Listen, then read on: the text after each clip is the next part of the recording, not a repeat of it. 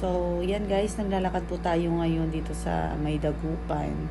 So, ngayon po, papunta po kami ngayon sa palengke. So, samahan nyo po ako guys na pumunta sa kanilang palengke. Tara po.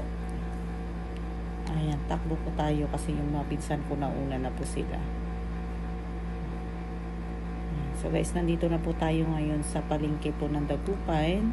So ngayon makikita nyo po yung mga iba't ibang uri ng mga isda. Ayan. So kilala po ang Dagupan sa talagang bilihan po ng mga murang isda. Ayan po. Ayan. So andito po yung mga pinsan ko. Ayan po. Iikot lang po muna natin. Ayan. So may nadaanan po kami ditong pakwan na talaga namangha po kami kasi sa sobrang laki po niya. Ayan. So, yung pakwan na po na yan, galing pa daw po yan ng bani, sabi ni Kuya. Ayan. So, bumili po kami ng isang slice. Ayan. So, titikman po natin kung talaga masarap yung benta ni Kuyang pakwan.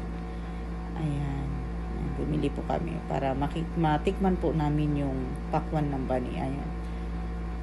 Bumili po yung pinsan ko. Ayan. So, guys, tignan nyo naman. Napakapulang-pula po talaga ng kanilang pakwan. Ayan guys, punta na po kami ng Lingayen Beach. Abang